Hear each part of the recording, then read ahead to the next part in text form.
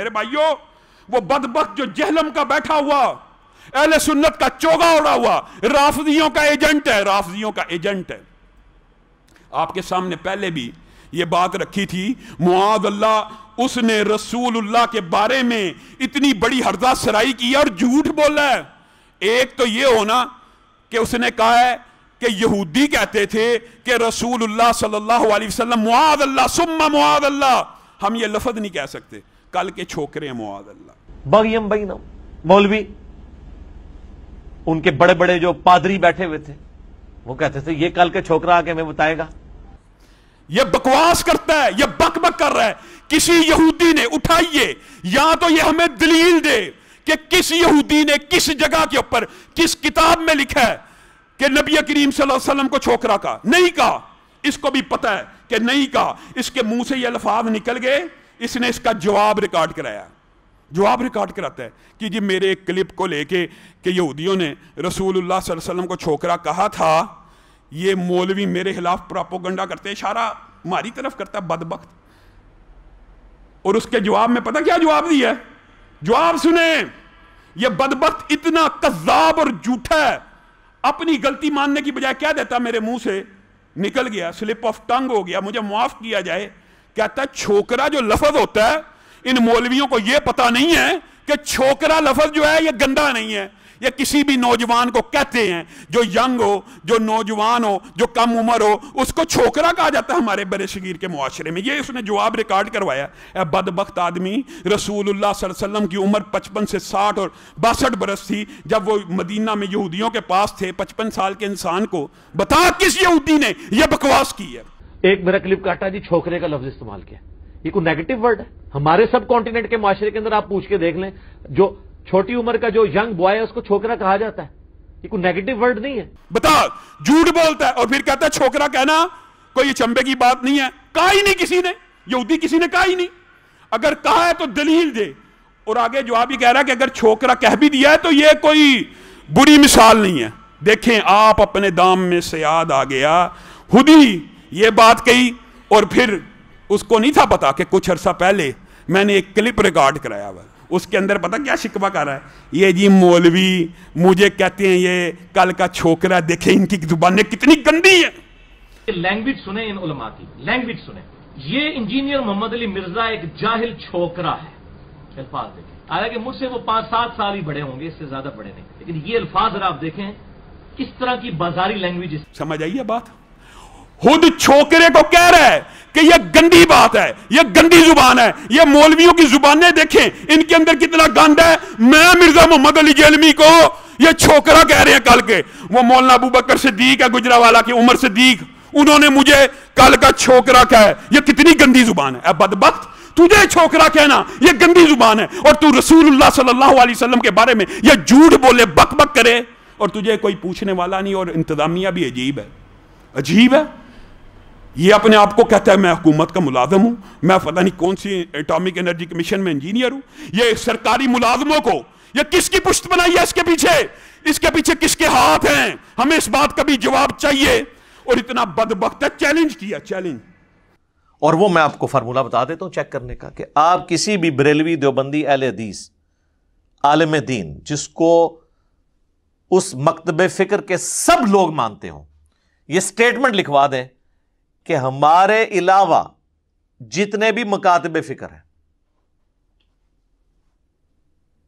ان کو ہم مسلمان مانتے ہیں، اور جن عقیدوں پہ وہ قائم ہے انہی عقیدوں کے ساتھ وہ مر گئے تو ایک نہ ایک دن اپنا عذاب بھگت کے جنت میں جانے میں کامیاب ہو ہی جائیں گے۔ اس طرح سٹیٹمنٹ لکھوائیں۔ چیلنج کیا ہے؟ آج اس کے چیلنج کا بھی میں جواب دیتا ہوں۔ چیلنج کی ہے، اور چیلنج کا مطلب پتہ کیا ہوتا ہے؟ کہتا میں لکھ کے دیتا ہوں، ان مولویوں میں سے کسی سے لکھوا لیں، اہل حدیث کا عالم ہو، دیوبندیوں کا کوئی عالم ہو، بریلویوں کا کوئی عالم ہو، میں اہل حدیث مکتبہ فکر کے نمائندہ طالب علم اور عالم ہونے کے ناطے سے اس کے چیلنج کا بھی جواب دیتا ہوں۔ چیلنج کر رہا ہے کہ کوئی اہل حدیث عالم، دیوبندی عالم، بریلوی عالم یہ کہہ دے کہ یہ اہل حدیث دیوبندی بریلوی مسلمان ہیں۔ اب یہ چیلنج کا مطلب کیا ہوتا ہے کہ میں چیلنج دیتا ہوں یہ نہیں کہہ سکتے. اگر کہہ دیں گے تو میں دین کی بات چھوڑ دوں گا. مراد یہی ہوتی ہے. میں آج کے بعد چیلنج کا مطلب یہ ہے نا, میں چیلنج کرتا ہوں یہ نہیں کہہ سکتے. اگر کہہ دیں گے تو اس کا عقاب بھی تو بتا, اس کا بدلہ بھی تو بتا, اور آج کے بعد دین کے بارے میں اپنی زبان کو لگام دے. جا, میں اہل حدیث کا ایک ادنا طالب علم اور نمائندہ ہونے کے ناطے یہ کہتا ہوں کہ اہل حدیث ہو, بریلوی ہو, دیوبندی ہو, سارے مسلمان ہیں. کہاں تیرا چیلنج, کہاں تیرا چیلنج؟ اور پھر اتنا بدبخت ہے, پینترے بدلتا ہے. کہتا ہے شاید اس کو یہ پتا تھا کہ یہ کہہ دینا. اللہ کے فضل و کرم سے ہم ایک دوسرے کو مسلمان سمجھتے ہیں, غمی خوشی میں شامل ہوتے ہیں, شادی بیاہ ہوتے ہیں, جنازے ہوتے ہیں, دفن تدفین ہوتی ہے, تجہیز و تکفین ہوتی ہے. آگے سے کہتا ہے یہ تو شاید کہہ دے کوئی کہ ایک دوسرے کو مسلمان کہتے ہیں, لیکن یہ کہہ کے دکھائے کہ ایک دوسرے کو یہ کہہ کے دکھائیں کہ یہ اپنے اپنے گناہ بھگت کے جنت میں چلے جائیں گے. اے بدبخت, تو نے کیا سمجھا دین کو؟ تو دین کو نہیں سمجھ سکا. میں ایک ادنا طالب علم ہونے کے ناطے یہ کہتا ہوں, اہل حدیث ہو, دیوبندی ہو, بریلوی ہو, تینوں میں سے جس کسی نے اللہ کی ذات کے ساتھ شرک نہیں کیا ہوگا وہ مر جائیں گے, اپنے اپنے گناہوں کو بھگت کے جنت میں چلے جائیں گے. بتا کہاں ہے تیرا چیلنج؟ بتا. یا تو کچھ بات بدلتا, یا تو اب یہ اس کے جواب میں کہے گا جی شرک, تو فتویٰ دے دے کہ شرک کرنے والا بھی جنت میں چلا جائے گا, یا تو کہہ دے.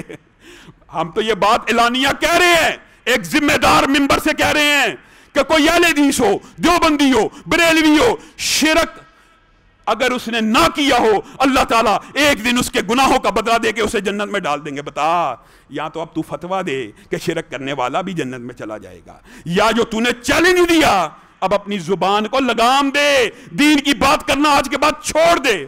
اور میں حکام بالا سے مطالبہ کرتا ہوں, یہ اعلانیہ گستاخ رسول ہے. اگر یہ چھوکرے کے لفظ سے توبہ نہیں کرتا, اور اگر یہ سلپ آف ٹنگ کیونکہ اڑ گیا ہے, ضد بنا لی ہے صرف ایک ضد کی وجہ سے, اور اگر گستاخ رسول عمدن نہیں بھی کی, سہون کی ہے, تو لوگوں کے سامنے آ کے توبہ کرے, معذرت کرے, معافی مانگے. اور اسی پر بس نہیں ہے, گستاخ رسول کے حوالے سے تو چلو یہ بات ہو سکتی ہے, لیکن اعلانیہ گستاخ صحابہ تو ہے. حضرت امیر معاویہ کی شان میں توہین کرتا ہے, حضرت ابو سفیان کی شان میں توہین کرتا ہے. اور ایسا عجیب آدمی ہے, عقل کے اوپر ایسا پردہ ہے ماشاءاللہ. اپنے ماننے والوں کی مثال خود دے رہا ہے, ہم کیا دیں؟ اپنے ماننے والوں کے بارے میں کہہ رہا ہے یہ ان کی مثال ایسی ہے جیسے بندر کے ہاتھ میں ماچس ہے. خود کہہ رہا ہے, خود. کہ وہ پنجابی ایک محاورہ ہے نا کہ باندر ہاتھ بندوق آئی یا باندر ہاتھ ماچس آئی تو انہیں پورے شہر میں آگ لا چھڑی. ٹھیک ہے نا, یعنی ایک بندر کے ہاتھ میں ماچس آ گئی تو اس نے پورے شہر کو آگ لگا دی. یعنی ہے تو نٹوریس مثال ہے یہ, لیکن پازیٹیو بھی یوز ہوتی ہے کہ ایک بندہ اتنی چینج لے آئے. سر ہمارے ہاتھ میں جب یہ چیز آئی ہے نا تو ہم نے آگ نہیں لگائی ہے, ہم نے ہر بندے کو ایک ماچس میں. جیسے بندر کے ہاتھ میں ماچس اور بندوق ہے, میں نے اپنے ماننے والوں کے ہاتھ میں ایک ماچس دے دی ہے. مثال تو بڑی نٹوریس ہے, لیکن یہ تبدیلی کے لیے بھی کبھی بندر کے ہاتھ میں ماچس بھی مثبت معنوں میں استعمال ہوئی ہے. مثال کہتا ہے مثال بڑی نٹوریس ہے, لیکن اچھے معنوں میں بھی استعمال ہوتی ہے کہ ایک بندہ اتنا چینج لے آیا ہے. یہ اپنے ماننے والوں کو خود بندر کہتا ہے, اور کہتا ہے ان کے ہاتھ میں ماچس ہے.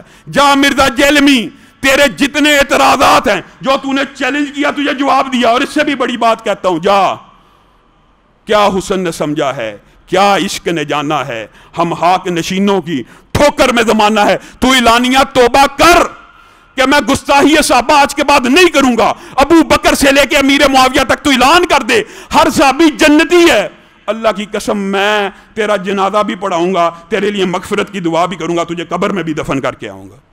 تو نے ہمیں لوگوں کے سامنے ڈرامہ بنایا ہوا, تو مر کے دیکھ تو صحیح کہ تیرے لیے ہم مغفرت کی دعا کرتے ہیں. اگر تو توبہ کر کے مر گیا تیرے لیے مغفرت کی دعا بھی ہوگی.